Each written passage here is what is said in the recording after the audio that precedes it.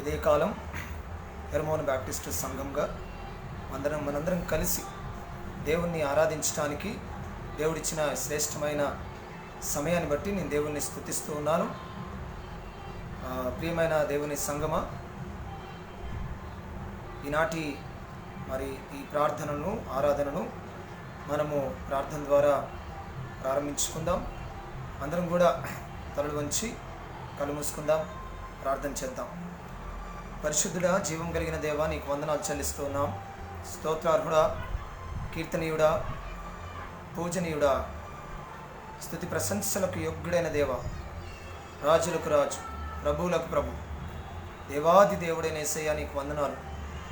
అని నామముల కంటే పైనామం కలిగిన యేసయ్య, నిన్న నేడు నిరంతరం ఏకరీతిగా ఉన్న దేవ, మారని మార్పు చెందని దేవ, శ్రీమంతుడా, జగద్రక్షకుడా, పావనుడా, పవిత్రుడా, నీతిమంతుడా, నిష్కల్మషుడా, నిందారహితుడా, పాపుల్లో చేరక ప్రత్యేకించబడినవాడు, ఆశ్చర్య కార్యములు, అద్భుత కార్యములు, ఘన కార్యములు చేయువాడా, నీకు వందనాలు, స్తోత్రం చెల్లిస్తూ ఉన్నాం, నిన్ను స్తుతిస్తూ ఉన్నాం. ఉదయకాలం హెర్మోన్ బ్యాప్టిస్ట్ సంఘంగా నీ పరిశుద్ధ సన్నిధిలో మేమందరము చేరి నిన్ను ఆరాధించడానికి ఇచ్చిన సమయం కొరకు నీకు వందనాలు చెల్లిస్తూ ఉన్నాం.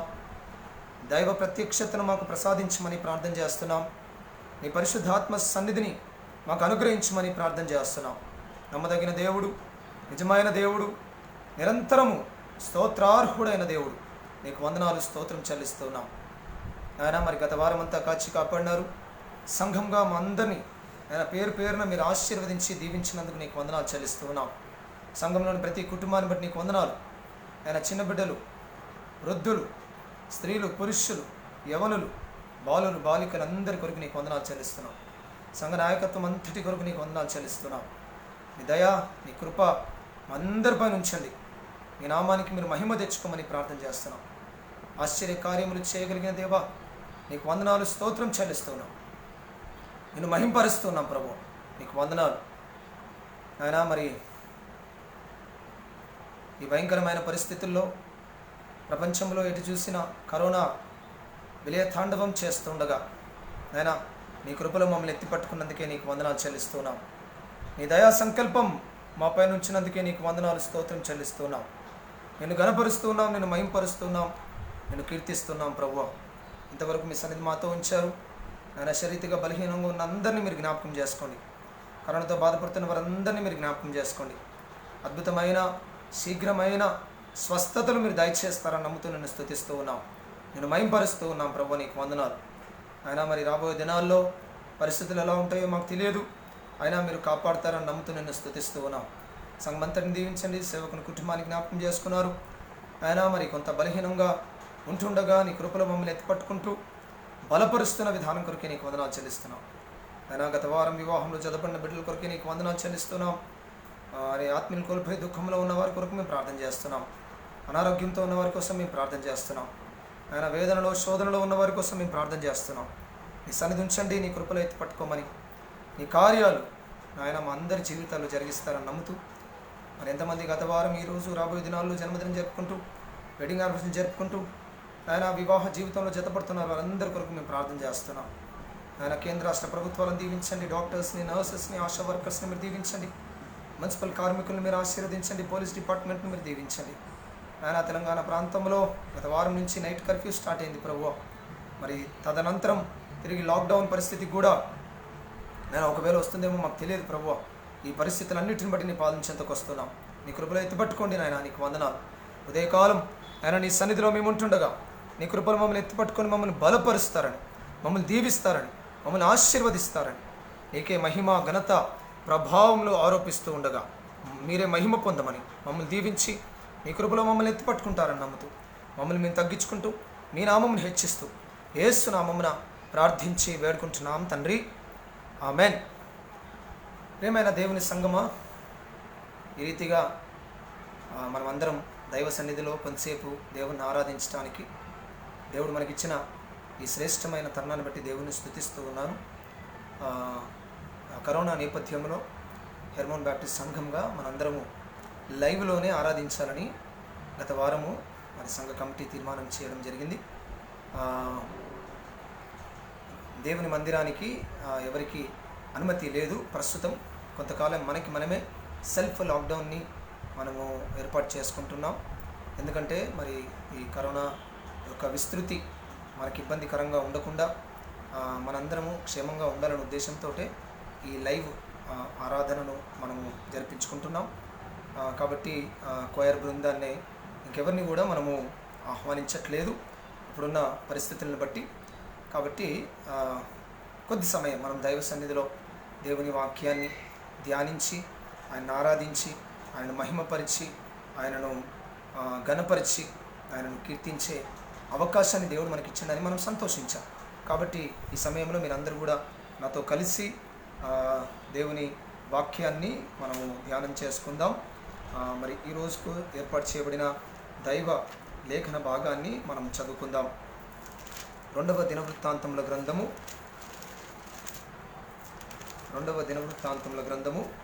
20వ అధ్యాయము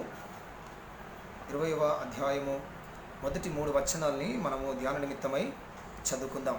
2వ దినవృత్తాంతముల గ్రంథము 20వ అధ్యాయము మొదటి 3 వచనాల్ని మనం చదువుకుందాం. ఇది అయిన తర్వాత మోయాబీయులను, అమ్మోనీయులను, మోయోనీయులలో కొందరును దండెత్తి యెహోషాపాతు మీదికి వచ్చిరి. అంతలో కొందరు వచ్చి, సముద్రము ఆవల నుండి సిరియను తట్టు నుండి గొప్ప సైన్యం ఒకటి నీ మీదికి వచ్చిచున్నది, చిత్తగించుము, వారు హససోన్ తామారు అను ఎన్గేదిలో ఉన్నారని యెహోషాపాతునకు తెలియజేసిరి. అందుకు యెహోషాపాతు భయపడి యెహోవా యొద్ద విచారించుటకు మనసు నిలుపుకొని యూదా యందంతట ఉపవాసము ఆచరింపవలనని చాటింపగా. చదవండి లేఖన భాగం మన వినికిడిలో దీవింపబడునుగాక.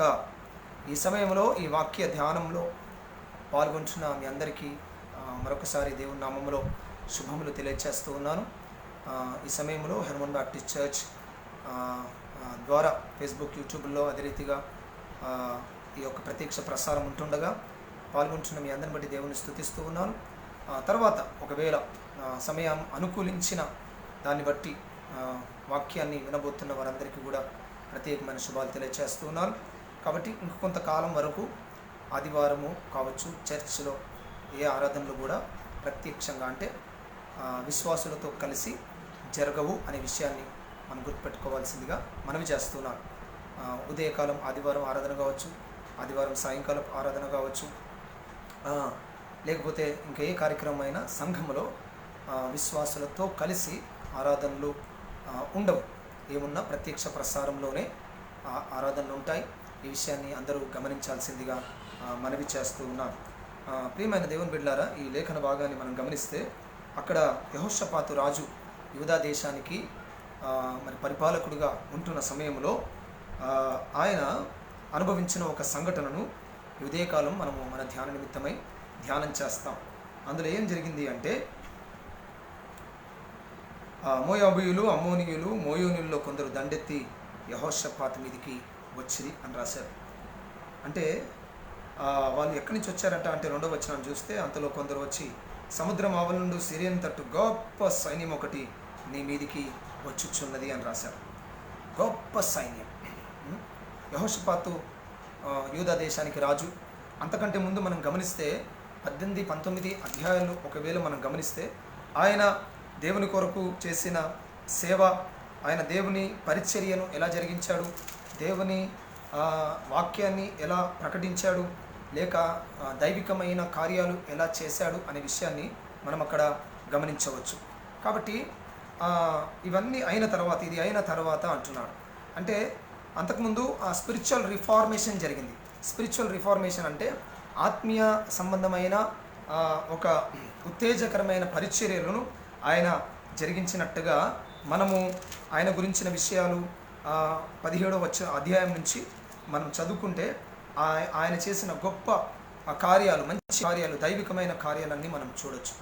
అంటే ఎందుకు చెప్తున్నానంటే ఇది అయిన తర్వాత అనే మాటను అక్కడ రాశారు. ఇది అయిన తర్వాత అనే మాటను రాశారు. ఇది అయిన తర్వాత అంటే అంతా క్షేమంగా ఉంది, అంతా సమాధానంగా ఉంది, పరిస్థితి బాగుంది, పరిచర్య బాగుంది, అన్నీ బాగున్నాయి.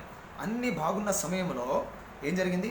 అనుకోని ఆపద వచ్చింది, అనుకోని ఉపద్రవం వచ్చింది, అనుకోని సమస్య వచ్చి పడ్డది. ఏంటిదంటే ఆ సమస్య మరి గమనిస్తే గొప్ప సైన్యం నీ మీదకి వచ్చిందని రాశాడు. చూడండి 2వ వచనంలో, దినవృత్తాంతముల గ్రంథం 20వ అధ్యాయం 2వ వచనంలో రాశాడు, గొప్ప సైన్యము నీ మీదికి వచ్చింది అని రాశాడు.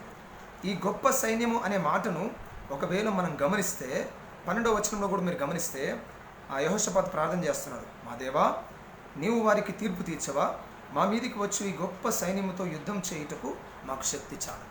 సో యెహోషాపాతు ఏమంటున్నాడంటే దేవునితో, మొదట కొందరు వచ్చి ఆయనతో చెప్తున్నారు గొప్ప సైన్యము అని. రెండవది యెహోషాపాతు దేవుని దగ్గర ప్రార్థన చేస్తూ గొప్ప సైన్యము అని చెప్పేసని విషయాన్ని అక్కడ మాట్లాడుతున్నట్టుగా మనం గమనించవచ్చు. అంతమటికి కాకుండా 15వ వచనంలో చూస్తే అక్కడ ఒక ప్రవక్త 14వ వచనాన్ని మనం గమనిస్తే, అప్పుడు మత్తనీయుకు పుట్టిన మహీయేలు కుమారుడైన బెనయాకు జననమైన జకర్యా కుమారుడగు ఆసాపు సంతతి వాడగు లేవీయుడునగు యహజీయేలు సమాజంలో ఉండెను. యెహోవా ఆత్మ అతని మీదికి రాగా అతడు ఇలా ప్రకటించాను. సో దేవుని ఆత్మ ప్రేరేపితుడై ఈయన ప్రకటిస్తున్నాడు. ఏమని ప్రకటిస్తున్నాడు? 15వ వచనంలో, యూదావారులారా, యెరూషలేము కాపస్తులారా, యెహోషాపాతు రాజా, మీరందరూ ఆలకించుడి. యెహోవా సెలవిచ్చినదేమనగా, ఈ గొప్ప సైన్యమునకు మీరు భయపడకుడి. సో 3 సందర్భాల్లో ఈ మాటను రాశారు. ఒకటేమో యెహోషాపాతుకి వర్తమానం తీసుకొచ్చే వారు చెప్తూ ఉన్నారు, ఏమని, ఇది గొప్ప సైన్యం ఒకటి వస్తుంది అని. రెండవది యెహోషాపాతు తన నోటి నుంచి చెప్తున్న మాట ఏంటిది అంటే, గొప్ప సైన్యం వచ్చింది అని చెప్పేసి. మూడవది ఆ దైవజనుడు లేక దేవుని ఆత్మచేత ప్రేరేపించబడిన వ్యక్తి ఏమంటున్నాడంటే, గొప్ప సైన్యము గురించి మీరు ఆలోచించొద్దు అని. 3 సార్లు రాయబడిన దాన్ని బట్టి మనం ఒకటి అర్థం చేసుకోవాల్సింది ఏంటంటే, ఇది ఒక పెద్ద సమస్య అన్నట్టు. అందరి దృష్టిలో ఇది ఒక పెద్ద సమస్య. చూడండి 2వ వచనంలో గమనిస్తే, అంతలో కొందరు వచ్చి, అంటే యూదా జనాంగంలోని కొంతమంది వచ్చి గొప్ప సైన్యం నీ మీదకి వస్తుంది అన్నాడు. యెహోషాపాతు దేవుని దగ్గరికి వెళ్ళి ప్రార్థన చేస్తూ గొప్ప సైన్యము అన్నాడు.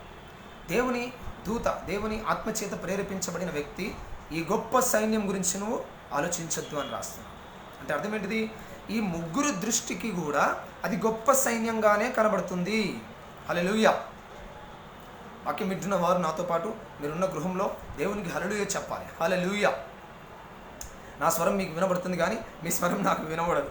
కాబట్టి మీరున్న గృహంలోనే గట్టిగా దేవునికి హల్లెలూయా అని చెప్పినప్పుడు అది ఎంతో ఆశీర్వాదకరంగా ఉంటుంది. అయితే మనం గమనించాల్సిన విషయం ఏంటంటే, ఆత్మీయంగా బలంగా అయిన తర్వాత, లేక యూదా దేశము స్థిరమైన స్థితిలో ఉన్న తర్వాత, యూదా దేశము మంచి స్థితిలో, అంటే స్పిరిచువల్ రిఫార్మేషన్ అయిన తర్వాత ఓ పెద్ద సమస్య వచ్చింది. ఏంటంట? గొప్ప సైన్యం వచ్చిందంట. గొప్ప సైన్యం అంటే గొప్ప సమస్య అనుకోవాలి మన మాటలు చెప్పాలంటే. ఎవరికి ఇది గొప్ప సమస్య? ఈ రోజుల్లో మనం గమనిస్తే ఇప్పుడు కరోనా దేశమంతా, ప్రపంచమంతా భయంకరంగా ఉంది. సామాన్య ప్రజలకి ఇది గొప్ప సమస్యనే, గొప్పవాడికి ఇది గొప్ప సమస్యనే, అధికారంలో ఉన్న వారికి కూడా గొప్ప సమస్య. అందరికీ సమస్యనే, అందరికీ సమస్య. గొప్పవాడు కూడా వైద్యం చేయించుకుంటున్నాడు, పేదవాడు కూడా వైద్యం చేయించుకుంటున్నాడు. పేదవాడికి వాడికి స్థితిలో అది వాడికి కష్టము, గొప్పవాడికి వాడి స్థితిలో అది వాడికి కష్టం. రాజులకు కూడా కష్టం, మంత్రులకు కూడా వచ్చింది. మన రాష్ట్ర ముఖ్యమంత్రి గారు కూడా కరోనాతో బాధపడుతూ ఉన్నారు. సో ఈ రకంగా మనం గమనిస్తే ప్రతి ఒక్కరూ ఈ సమస్యలో ఉన్నారు. యెహోషాపాతు కాలంలో ఫిజికల్గా అంటే భౌతికంగా, శారీరకంగా కనబడే సమస్య ఉన్నది అక్కడ. అదేంటిది? సైన్యం. ఈరోజు మనకి కనబడని ఒక సమస్య మనకుంది. 3 సార్లు ఆ మాట రాయబడింది. ఏమని? గొప్ప సైన్యము. గొప్ప సైన్యం. సామాన్య ప్రజలు వచ్చి రాజుకు చెప్తున్నారు గొప్ప సైన్యం అని. రాజు ప్రార్థన చేస్తున్నాడు గొప్ప సైన్యం అని. తర్వాత దేవుని ఆత్మచేత ప్రేరేపించబడిన దైవజనుడు కూడా గొప్ప సైన్యం అని చెప్తున్నాడు. అంటే అర్థం ఏంటి? అందరికీ అదొక పెద్ద సమస్యనే, అందరికీ అదొక పెద్ద ఇబ్బందే. అయితే ఆనాడు యెహోషాపాతు ఆ సమస్యను ఎలా జయించాడు? ఇంత పెద్ద సమస్యను సామాన్య ప్రజలకు సమస్యగా కనబడ్డది, రాజుకు సమస్యగా కనబడ్డది. అంతవరకే కాకుండా దేవుని ఆత్మచేత ప్రేరేపించబడిన వారంటే ఆత్మీయ జీవితాన్ని, దైవిక పరిచర్యలో ఉన్న వారికి కూడా అది ఒక సమస్యగా కనబడింది. ఈరోజు దేవుని సేవకులకు ఇదొక సమస్యనే, విశ్వాసులకు ఇదొక సమస్యనే, సామాన్య జనాంగమునికి ఇదొక సమస్య. అందుకే 2వ వచనంలో కొందరు వచ్చి అనే మాట రాస్తుంది. కొందరు వచ్చి అంటే సామాన్యమైన జనం, ప్రపంచంలోని ప్రజలకు ఇది గొప్ప సమస్యనే. రెండవది, యెహోషాపాతు ప్రార్థన చేస్తున్నాడు. ప్రార్థన చేయడం అంటే పరిశుద్ధిని సేవ చేయడం అన్నట్టు అర్థం. పరిశుద్ధుల యొక్క పరిచర్య. విశ్వాసులకు ఇది పెద్ద సమస్యగానే ఉంది. మూడవది, దేవుని ఆత్మచేత ప్రేరేపించబడిన దైవజనం. ఈరోజు దేవుని జనులకు, దైవజనులకు కూడా ఇది పెద్ద సమస్యగానే ఉంది. అయితే ఆ సమస్యను ఆ రోజు వాళ్ళు ఎలా జయించారు? యెహోషాపాతు ఎలా జయించారు? ఈనాడు ఈ సమస్యను మనము ఎలా జయించగలము అనే విషయాన్ని మనం జ్ఞాపకం చేసుకోవాలి. చూడండి, యెహోషాపాతు ఏం చేశాడో. ఆ సైన్యం వచ్చింది అని చెప్పగానే యెహోషాపాతు రాసిన ఆ మాటల్ని మనం ఒకవేళ గమనిస్తే అక్కడ చూడండి 3వ వచనంలో, అందుకు యెహోషాపాతు భయపడి యెహోవా యొద్ద విచారించుటకు మనసు నిలుపుకొని యూదా అందంతటా ఉపవాసము ఆచరింపవలనని చాటింపగా. యెహోషాపాతు ఏం చేశాడంటే, ఇంత పెద్ద సమస్య రాగానే మొట్టమొదట దేవుని చిత్తాన్ని తెలుసుకోవాలని ఆలోచన చేశాడు. దైవ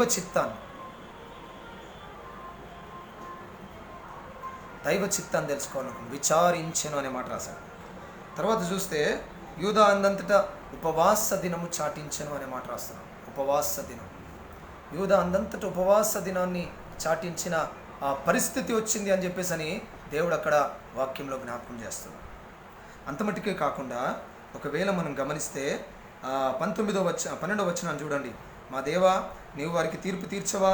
మా మీదికి వచ్చి గొప్ప సైన్యంతో యుద్ధం చేయుటకు మాకు శక్తి చాలదు, ఏమి చేయుటకు మాకు తోచదు, నీవే మాకు దిక్కు అని ప్రార్థన చేశాను. 3 సార్లు గొప్ప సైన్యం, గొప్ప సైన్యం, గొప్ప సైన్యం అని రాయబడింది. 3 సార్లు ప్రార్థన ప్రార్థన ప్రార్థన అనే విషయాన్ని దేవుడు బైబిల్ గ్రంథంలో రాయించి పెట్టాడు. హల్లెలూయా. చూడండి, యెహోషాపాతు చేసిన మొట్టమొదటి పని ఏంటిదంటే, తాను దేవుని దగ్గరికి విచారించుటకు మనస్సు నిలుపుకొనెను అనే మాటను రాశాడు. వ్యక్తిగతంగా తాను దేవునికి ప్రార్థన చేశాడు అనే మాటను రాశాడు. రెండవది ఏం చేశాడు తెలుసా? యూదా అందంతటా ఉపవాస దినము ఆచరింపవలను అన్నాడు. ఉపవాస దినం అంటే ప్రార్థనా కూడిక. ప్రజలందరూ కూడా ప్రార్థన చేయాలన్నాడు. ప్రజలందరూ కూడా ప్రార్థన చేయాలని చెప్పేసి అని ఆయన జ్ఞాపకం చేశాడు. 5వ వచనాన్ని గమనిస్తే, లేక 4వ వచనాన్ని చూడండి. యూదావారు యెహోవాని సహాయము వేడుకొనుటకై కూడుకొనిరి. యెహోవా యొద్ద విచారించుటకు యూదా పట్టణాలన్నిటిలో నుండి జనులు వచ్చిరి.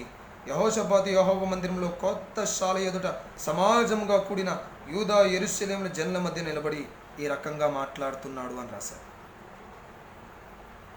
ఏం రాశారు? ప్రియమైన దేవుని బిడ్డలారా, ఆ ప్రజలందరినీ, ఆ దేశ జనులందరినీ కూడా ఒక నేషనల్ డే ఆఫ్ ప్రేయర్ లాగా ఏర్పాటు చేశారు. ఒక పెద్ద ప్రార్థనా దినముగా దాన్ని ఏర్పాటు చేశారు.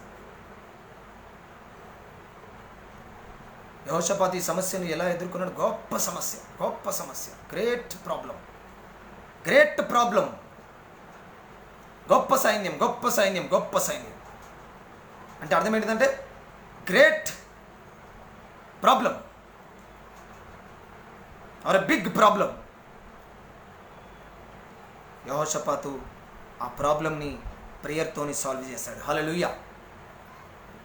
వ్యక్తిగతంగా తాను ప్రార్థన చేయడానికి మనసు నిలుపుకున్నాడు. రెండవది, యూదా వారందరూ ప్రార్థన చేసుటకు వాళ్ళందరికీ ఉపవాస దినమును ఆయన చాటించినట్టుగా దేవుని యొక్క వాక్యము సెలవిస్తుంది. అంతమటికే కాకుండా ఆ దైవజనుడు వచ్చి వాళ్ళతో మాట్లాడుతున్న ఆ మాటల్ని మనం గమనిస్తే చూడండి, ఆయన రాస్తూ ఉన్నాడు. యూదా వారులారా 15వ వచనం, యెరూషలేము కాపురస్తులారా, యెహోషాపాతు రాజా మీరందరూ ఆలకించుడి, యెహోవా సెలవిచ్చినదేమనగా, ఈ గొప్ప సైన్యమును మీరు భయపడకుడి, జడియకుడి, ఈ యుద్ధం మీరు కాదు, దేవుడే జరిగించును. హల్లెలూయా. The great problem was solved by great prayer. ఎంత పెద్ద సమస్య అయినా 3 సార్లు రాయబడింది. ఏదైనా ఒక విషయం 2 సార్లు లేక 3 సార్లు ప్రకటించబడుతుంది అంటే దాని అర్థం ఏంటిదంటే దాని యొక్క తీవ్రత అంతగా ఉందని మనం అర్థం చేసుకోవాలి. అది ఎంత తీవ్రమైన సమస్య అయినా, national problem, it was a national problem.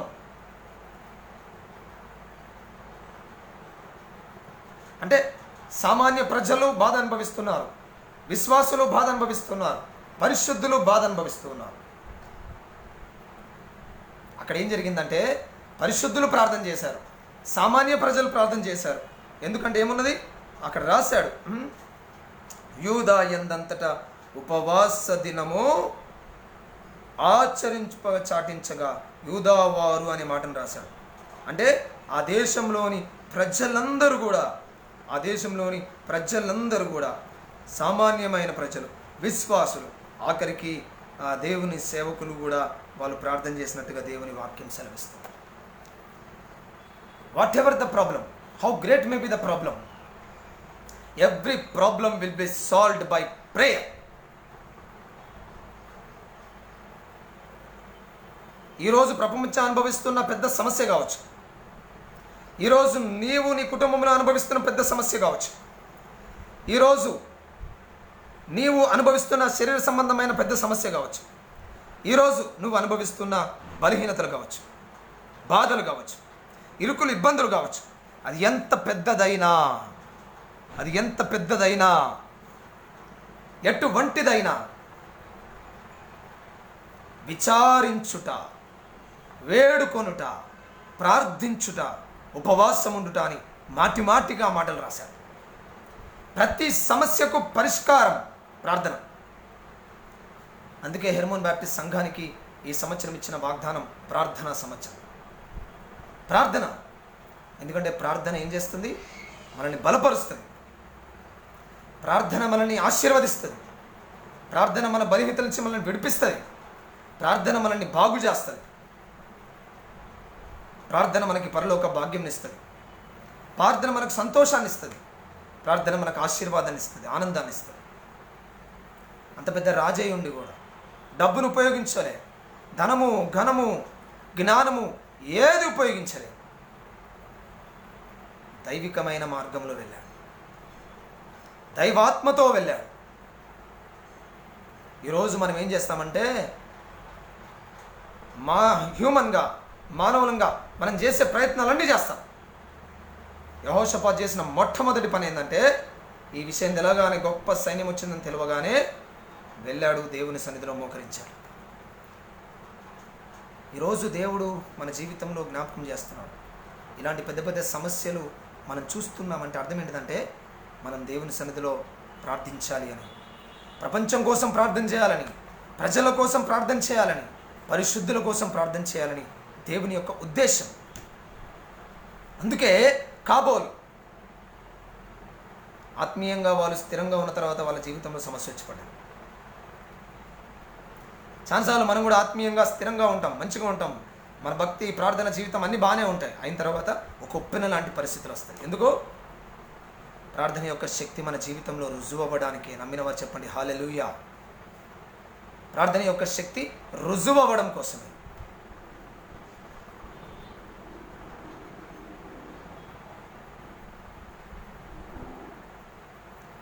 కాబట్టి ప్రియ దేవుని బిడ్డలారా, ఉదయకాలం దైవ సన్నిధిలో మనం అందరం ఆరాధిస్తూ ఉన్నాం. 3 సార్లు అక్కడ రాశారు, ప్రజలు వచ్చి చెప్పారు గొప్ప సైన్యమని, యెహోషాపాతు రాజు వచ్చి చెప్పాడు గొప్ప సైన్యమని, దేవుని ఆత్మచేత ప్రేరేపించబడిన దైవజనుడు వచ్చి చెప్పాడు అది గొప్ప సైన్యమని. ఈరోజు సామాన్యమైన ప్రజలకి కరోనా గొప్ప సమస్యనే, రాజులకు, పరిపాలకులకు ఇది గొప్ప సమస్యనే, పరిశుద్ధులకు ఇది గొప్ప సమస్యనే. అయితే ఈ సమస్య పరిష్కారం అయ్యేది ఎలా అంటే ప్రార్థన ద్వారా. యూదా వారందరూ ఉపవాస దినము చాటించి వాళ్ళు దేవుని దగ్గర ప్రార్థన చేస్తున్నట్టుగా దేవుని వాక్యం సెలవిచ్చింది. దేవుని వాక్యం సెలవిచ్చింది. ఆ తర్వాత ఏం జరిగిందో ఒకవేళ మనం వాక్యం గమనించి నేను ముగిస్తాను. ఏమైందంటే 23వ వచనం, అమోనీయులను మోయాబీయులను షేరు మన్యవాసులను బొత్తిగా చంపి నిర్మూలన చేయవాలని పొంచి ఉండి వారి మీద పడిరి. వారు షేరు కాపురస్తులను కడుముట్టించిన తర్వాత తమలో ఒకరినొకరు చంపుకున్నట్టుకు మొదలుపెట్టిరి. ఏ సైన్యమైతే యెహోషాపాతును ఆయన సైన్యమును ఆయన ప్రజల్ని భయపెట్టాలని చూసిందో, ఏ సైన్యమైతే వీళ్ళని గాబరపెట్టాలని ప్రయత్నం చేసిందో, ఏ సైన్యమైతే వీళ్ళని కకావికలం చేయాలని ప్రయత్నం చేసిందో, ఆ సైన్యం వీళ్ళ జోలికి రాకుండా వాళ్ళకు వాళ్ళే పొడుచుకొని చంపే పరిస్థితి వచ్చేసింది. హల్లెలూయా. ప్రార్థన ఏం చేస్తుందంటే, నువ్వు ఏ ఆయుధాన్ని ఉపయోగించాల్సిన పని లేదు. యూదావారు ఏ యుద్ధ సామాగ్రిని తీసుకొని పోలేదు. యూదావారు ఏ యుద్ధ నైపుణ్యంతో వాళ్ళ పైనకి యుద్ధానికి పోలేదు. ప్రార్థన ద్వారా వాళ్ళ పైనకి వెళ్ళారు. వెళితే ఏం జరిగింది? ఏ శత్రువులు వీళ్ళని బాధ పెట్టాలని చూశారో ఆ శత్రువులు ఎవరికి వారే కొట్టుకొని చంపబడ్డారు. ఎవరికి వారే చంపబడ్డారు. ఇజ్రాయేల్ జీవితంలో ఏం జరిగిందో చూడండి. 27వ వచనం, 2వ దినవృత్తాంతం 20వ అధ్యాయం 27వ వచనాన్ని గమనిస్తే అక్కడ రాస్తాడు 27, ఇలాగున యెహోవా వారి శత్రువుల మీద వారికి జయము అనుగ్రహించి వారిని సంతోషపరిచెను గనుక యెరూషలేమునకు ఉత్సవంతో మరలవలనని యూదావారు యెరూషలేము వారును వారందరికీ ముందు యెహోషాపాతును సాగి వెళ్ళిరి. వారు యెరూషలేములోనున్న యెహోవా మందిరమునకు స్వరమండలము సితారమును వాయించుచు బూరలు ఊదుచూ వచ్చిరి. ఏం జరిగింది? 27వ వచనం, సంతోషపరిచెను.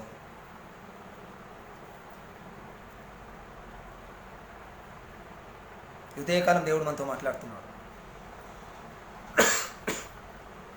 ఇశ్రాయేల్ వారు, యూదా ప్రజలు గొప్ప సైన్యాన్ని చూసి భయపడ్డారు, బెదిరిపోయారు.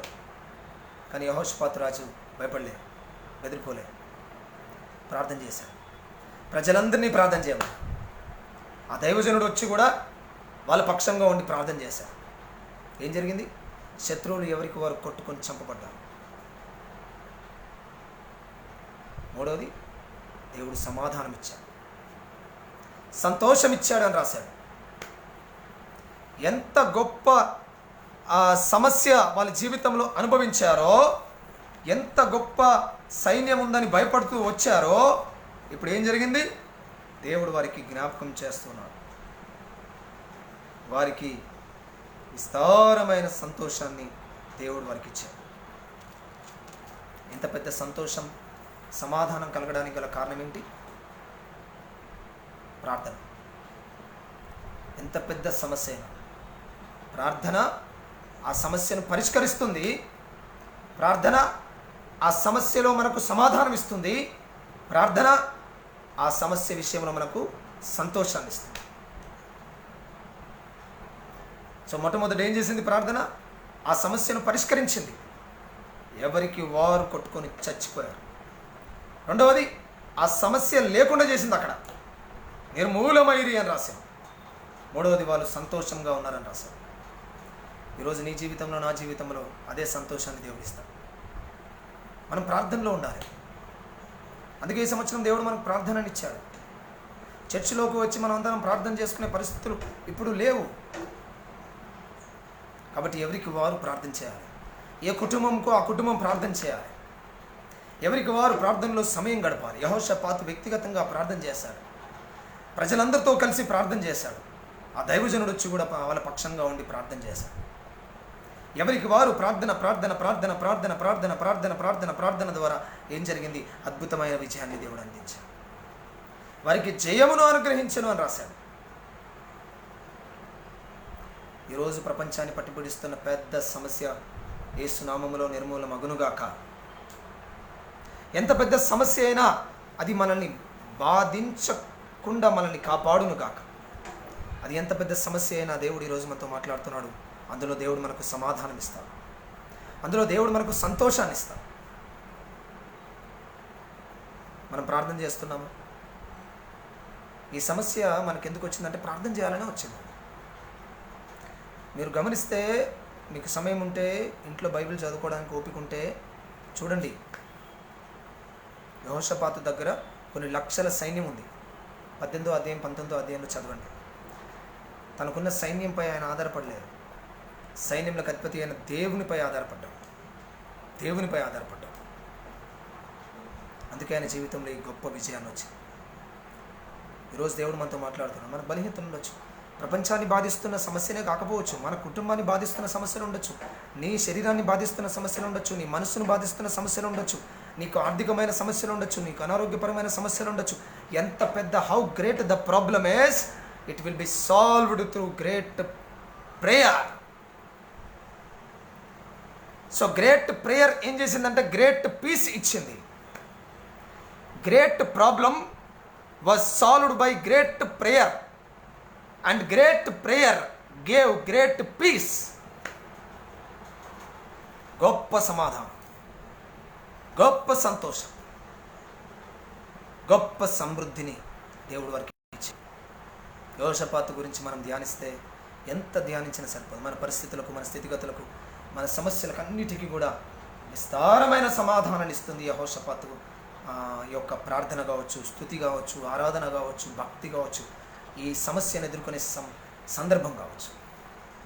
కాబట్టి ప్రియ సంగమా, ఈ ఉదయకాలం ఈ రకంగా మనం దేవుని వాక్యాన్ని ధ్యానించే అవకాశం దేవుడు మనకి ఇచ్చినందుకు మనం దేవుని కృతజ్ఞులై ఉండాలి. దేవుణ్ణి ఘనపరిచాలి. ప్రభువా నీకు వందనాలు, ఈ మాధ్యమం ద్వారా నిన్ను ఆరాధించే అవకాశం ఇచ్చారు, నీకు వందనాలు, నేను స్తుతిస్తున్నాను. అవును, యెహోషాపాతు జీవితంలో కావచ్చు, ఆనాటి యూదా ప్రపంచంలో జీవితం పరిస్థితుల్లో కావచ్చు, గొప్ప సమస్య వచ్చి పడ్డది. ఈనాడు మా జీవితంలో, మా కుటుంబంలో, మా ప్రపంచంలో పెద్ద సమస్యలతో మేము సతమతమవుతున్నాం.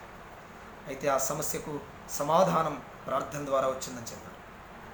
ప్రార్థన ద్వారా వచ్చింది. ప్రభు నీకు వందనాలు చెల్లిస్తాను, నేను స్తుతిస్తున్నాను. మేము కూడా మా సమస్య ఏదైనా ప్రార్థన ద్వారా జయించే శక్తిని మాకు దయచేయండి, ఆ జయించే కృపను మాకు దయచేయండి అని మనం దేవుని దగ్గర ప్రార్థించవలసిన వారమే ఉన్నాం. చూడండి, యెహోషాపాతు దేవుని దగ్గర విచారణ చేయుటకు మనస్సు నిలుపుకొని అని రాశాడు. రెండవది ఏం రాశాడు? యెహోషాపాతు ప్రజలందరినీ ప్రార్థనలో సమకూర్చాడు. మూడవది, ఆ దైవజనులు కూడా వాళ్ళ పక్షంగా విజ్ఞాపన చేస్తుంటే మనం చూస్తాం. ఎక్కడ చూసినా ప్రార్థనే, ఎక్కడ చూసినా ప్రార్థన. నిత్యం ప్రార్థనలో ఉండు. నీ ప్రార్థనా జీవితాన్ని బలపరచుకో, నీ ప్రార్థనా జీవితాన్ని కాపాడు. పోయిన వారం మనం యోబు జీవితాన్ని చూసాం. యోబు ప్రార్థన చేస్తేనే తన స్నేహితులు బాగుపడ్డారు. యోబు ప్రార్థన చేయాల్సి వచ్చింది. ఈరోజు దేవుడు మనతో అంటున్నాడు, మనం ఇంకా ప్రార్థనా పరలం కావాలని దేవుని ఉద్దేశం. హెర్మోన్ బ్యాప్టిస్ట్ సంఘానికి, ఈ వాక్యంలో పాల్గొంటున్న, ఈ ధ్యానంలో పాల్గొంటున్న ప్రియులకి దేవుడు జ్ఞాపకం చేస్తాడు. ఎంతటి సమస్య ప్రార్థన విజయాన్ని ఇస్తుంది. అక్కడ ఏం జరిగింది? ప్రార్థన సమస్యను పరిష్కరించింది, ప్రార్థన సమాధానం తీసుకొచ్చింది, ప్రార్థన సంతోషాన్ని తీసుకొచ్చింది. ఎంత పెద్ద సమస్య అయినా గొప్ప ప్రార్థన ద్వారా గొప్ప సమాధానం కలుగుతుందని దేవుడు వాక్యంలో సెలవించాడు. ఈ మాటలు మనకు దీవెనకరంగా ఉండును గాక. దేవుడు మమ్మల్ని ఆశీర్వదించును గాక. God bless you all. దేవుడు మిమ్మల్ని దీవించును గాక. మరి ఈ ఆరాధనలో పాల్గొన్న మీ అందరికీ ప్రత్యేకమైన శుభాలు తెలియచేస్తున్నాను. కొన్ని ప్రాముఖ్యమైన ప్రకటనలు జ్ఞాపకం చేసి నేను ముగిస్తాను. తదుపరి ప్రకటించేంతవరకు ఈ రకంగానే ప్రత్యక్ష ప్రసార మాధ్యమంలోనే మనం దేవుణ్ణి ఆరాధిస్తాము.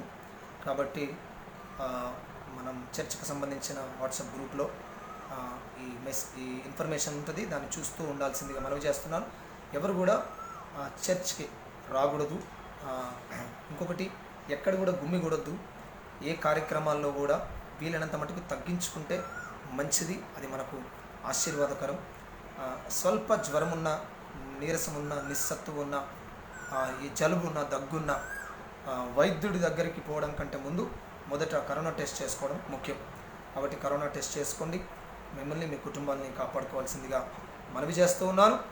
అదే రీతిగా మరి కరోనాతో బాధపడుతున్న వారందరినీ మీ ప్రార్థనలో ఎత్తిపట్టుకోండి. శరీరంగా బలహీనంగా ఉన్న వారందరినీ కూడా మీ ప్రార్థనలో ఎత్తిపట్టుకోండి. యెహోషాపాతు ప్రార్థన ద్వారా గొప్ప విజయాలు సాధించాడు. కాబట్టి అలాంటి గొప్ప విజయాన్ని దేవుడు మరి మనందరికీ కూడా దయచేయనుగాక అనే విషయాన్ని మనం గమనించాలి. అంతమటికే కాకుండా మరి కొన్ని ప్రకటనలు మేము ముందు పెడుతున్నాను. మన సంఘ సభ్యులు మరి మనమ్మ కొర్నేల్ గారి యొక్క ప్రథమ కుమారుడైన కిరణ్ కుమార్ యొక్క వివాహం, చిలుకమ్మ నగర్ ప్రాంత వాత్సవ్యులు వీరస్వామి సునీత గారుల యొక్క ఏకైక కుమార్తె సంగీతతో మే 6వ తారీఖున పరిశుద్ధ వివాహం జరుపుట కొరకు ఇరు కుటుంబాలు నిర్ణయించాయి. ఇది వివాహానికి సంబంధించిన రెండో ప్రకటనగా మీకు జ్ఞాపకం చేస్తూ ఉన్నాను. మరి దేవుడు ఆ రకంగా వారిని దీవించును గాక. ఎవరికి ఎటువంటి అనారోగ్యం ఉన్నా, ఏ బలహీనత ఉన్నా భయపడకండి. ఏ అనారోగ్యం ఉన్నా నాకు ఫోన్ చేసి చెప్పండి. మీకోసం మేము ప్రార్థన చేస్తాం.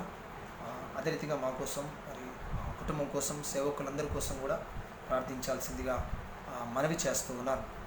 మరి మన సంఘ సభ్యులు మన ఆంధ్రేయ గారు, మిరియం గారి పెద్ద కుమారుడు బద్రి సునీత గారి కుటుంబం, మరి వారి కుటుంబాన్ని దేవుడు దీవించాడు. సోదరుడు శాంసన్, బద్రి శాంసన్ వల్ల సతీమణి సునీత మరి తెలుగు మాధ్యమంలో, తెలుగు లాంగ్వేజ్లో తన పిహెచ్డి పూర్తి చేసుకుంది. నిన్న దినం పేపర్లో ఇచ్చారు. తన యొక్క డిజర్టేషన్ ఏదైతే ఉందో దాన్ని అంగీకరించడం జరిగింది. ఆ రకంగా ఆమె సోదరి సునీత శాంసన్ గారు ఆ పిహెచ్డిని పూర్తి చేసుకోవడం జరిగింది. ఇదెంతో ఆనందకరం, సంఘానికి ఆశీర్వాదకరం. దేవుడు వారి కుటుంబానికి ప్రత్యేకమైన దీవెనలు దయచేయునుగాక. ఈ మధ్యాహ్న కాలం 12:30 గంటలకి కీర్చేసులు సదిరం కుమార్ గారి యొక్క జ్ఞాపకార్థ కూడిక ఉంటుంది. కాబట్టి సంఘానికి వారు ఆహ్వానం పలికారు. అందరూ కూడా మరి వీరున్న వారందరూ పాల్గొనాలి. అన్ని మరి కరోనాకు సంబంధించిన జాగ్రత్తలు పాటిస్తూ పాల్గొనాల్సిందిగా మనవి చేస్తూ ఉన్నాం. కాబట్టి అందరం మనం విశ్వాసంతో ఉండి, ప్రార్థనతో, మెలకువతో ఈ యొక్క పరిస్థితిని జయించే అనుభవంలో మనం ఉండాలని మీ అందరికీ జ్ఞాపకం చేస్తున్నాను. మరి కొంత బలహీనంగా ఉంటుండగా నా కొరకు కూడా ప్రార్థనలో జ్ఞాపకం చేసుకోవాల్సిందిగా మనవి చేస్తున్నాను. ఇంకా ఎవరు ఎటువంటి అనారోగ్యంతో, ఏ బలహీనతలో ఉన్నా వారందరి కోసం కూడా మీరు ప్రార్థన చేయాలి. బయటికి వీలైనంత మట్టుకు రావద్దు. ఎవరు కూడా బయటికి ఎక్కడికి వెళ్ళొద్దు. ఎక్కడికి వెళ్ళినా కానీ ఆ యొక్క మాస్క్ పెట్టుకొని మీరు వెళ్ళాల్సిందిగా, శానిటైజర్ వాడాల్సిందిగా మనవి చేస్తున్నాను. ఎవ్వరికీ అనారోగ్యం, జ్వరం ఉన్నా, చిన్న బలహీనతలు ఉన్నా నిర్లక్ష్యం చేయకండి. వెళ్ళండి. ముందు కరోనా టెస్ట్ చేసుకోండి. తర్వాత జాగ్రత్తలు పాటించండి. టీకా విషయంలో కూడా ఇంకెవరు అభ్యంతరపడద్దు. టీకా శరీరానికి మంచిది కాబట్టి టీకా తీసుకొని వారు, 45 ఏళ్ళు పైబడిన వారు ఇంకా తీసుకొని వారు ఉంటే వారు తీసుకోవాలి. 1వ తారీఖు నుంచి 18 ఏళ్ళు పైబడిన వారికి కూడా ఇస్తున్నారు. కాబట్టి దాని కొరకు కూడా అందరూ సిద్ధపడాల్సిందిగా జ్ఞాపకం చేస్తూ నా మాటలు ముగిస్తున్నాను. చివరి ప్రార్థన, ప్రభు నేర్పిన ప్రార్థన ఆశీర్వాదంతో ఈ యొక్క ఆరాధనను మనం ముగించుకుందాం. తలలు వంచి కళ్ళు మూసుకుందాం, ప్రార్థన చేస్తాం. కృపగల దేవా, నీకు వందనాలు చెల్లిస్తున్నాం. నీ గణనామాన్ని స్తుతిస్తూ పూజిస్తూ ఉన్నాం. ఈ పునరుత్థాన దినం ఈ రకంగా నిన్ను ఆరాధించే అవకాశం ఇచ్చినందుకు నీకు వందనాలు చెల్లిస్తూ ఉన్నాం, నేను స్తుతిస్తూ ఉన్నాం. అవును తండ్రి, మరి పరిస్థితులు భయంకరంగా ఉన్నాయి. మా చుట్టుపక్కల పరిస్థితులు భయంకరంగా ఉన్నాయి. ఆ తెలంగాణలో, మా వరంగల్ ప్రాంతంలో కూడా పరిస్థితులు భయంకరంగా ఉన్నాయి. కరోనా విలయతాండవం చేస్తుంది ప్రభు. ఇలాంటి సమయంలో సంఘంగా మేమందరం ఎవరింట్లోనే వారు ఉంటూ ఈ రకంగా నిన్ను ఆరాధించాలని నువ్వు మాకు ఇచ్చిన అవకాశం కొరకు నీకు వందనాలు చెల్లిస్తున్నాం. ఆయన ఈ రకంగా నిన్ను ఆరాధించే అవకాశం ఇచ్చారు. యెహోషాపాతు జీవితాన్ని చూసాం. గొప్ప సైన్యం, గొప్ప సమస్య, గొప్ప సంకటం ప్రార్థన ద్వారా జయించాడు. మేము కూడా ఎంతటి సమస్య అయినా, ఎలాంటి పరిస్థితి అయినా, ఒకరికి సంబంధించిందా, 10కి 100 1000 ప్రపంచానికి సంబంధించిన సమస్య, ఎంత పెద్ద సమస్య అయినా ప్రార్థన ద్వారా జయించొచ్చని జ్ఞాపకం చేశాం. హెర్మన్ బాప్టిస్ట్ చర్చ్కి ఈ సంవత్సరం ప్రార్థన అనే వాగ్దానం ఇచ్చారు. ఎవరికి వారు ప్రార్థన చేయండి, బలంగా ఉండండి, ధైర్యంగా ఉండండి. ప్రార్థన ద్వారా మీ సమస్యల నుంచి మీరు బయటపడతారు అని మీరు జ్ఞాపకం చేస్తారు. ప్రార్థన ద్వారా మీరు బలపరచబడతారు. Yes lord. ప్రార్థన ద్వారా మీకు స్వస్థతలు కలుగుతాయి. ప్రార్థన ద్వారా మీకు సమాధానం, క్షేమము, సంతోషం కలుగుతుందని మీరు జ్ఞాపకం చేస్తాను. నీకు వందనాలు. సంఘ పెద్దలందరినీ, కమిటీ వారిని దీవించండి. స్త్రీలు, పురుషులు, వృద్ధులు, బాలుకులు, యవనస్తులు అందరినీ మీరు ఆశీర్వదించండి. అనారోగ్యంతో వారందరినీ ముట్టండి. కరోనాతో బాధపడుతున్న వారందరినీ ముట్టండి. గ్రామాల్లోని సేవను ఫస్ట్ రాజు, ఫస్ట్ రమేష్, ఫస్ట్ లాజర్ గారిని, దివిటిపల్లి, తొరూరు, కేశవపూర్ సేవను దీవించండి. అక్కడ సంఘస్థులు దీవించండి. ఆయన కీర్చేసులు సదిరం కుమార్ గారి కుటుంబాన్ని ఆదరించండి. ఈ మధ్యాహ్నం జ్ఞాపకార్థ కూడికలో వారికి తోడుండమని ప్రార్థన చేస్తున్నాం. ఇంతవరకు మీ సన్నిధి మాతో ఉంచారు. ఇంతవరకు నీ కృపలు మమ్మల్ని ఎత్తిపట్టుకున్నారు. మా తప్పులు ఎంచక ఈ భయంకరమైన దినాల్లో మమ్మల్ని కాపాడండి. ఈ దేశాన్ని కరోనా నుంచి విముక్తి చేయండి. ఈ ప్రపంచాన్ని కరోనా నుంచి విముక్తి చేయండి. ఏ ఇరుకులు, ఇబ్బందులున్నా వాటి నుంచి మాకు విడుదల దయచేస్తారని నమ్ముతూ మమ్మల్ని నేను తగ్గించుకుంటూ మీ నామం హెచ్చిస్తూ యేసు నామమున ప్రార్థిస్తున్నాము తండ్రి, ఆమేన్. పరలోకమందున్న మా తండ్రి, మీ నామం పరిశుద్ధపరచబడును గాక. మీ రాజ్యం మాకు వచ్చును గాక. మీ చిత్తం పరలోకమందు ఎలాగో అలాగే భూమి మీద నెరవేరును గాక. మాకు కావలసిన అనుదిన ఆహారం నేడు మాకు దయచేయండి. మా రుణస్తులు మేము క్షమించిన ప్రకారం మా రుణములు క్షమించము. మమ్మల్ని శోధనలోనికి తేకాకి నుంచి తప్పించము. ఎందుకంటే రాజ్యం, బలము, మహిమ నిరంతరము నీవే ఉన్నాయి తండ్రి. ఆమెన్. మన పరమ తండ్రి అయిన దేవుని యొక్క తోడైండును గాక. ఆమెన్. God bless you. దేవుడు మిమ్మల్ని దీవించును గాక.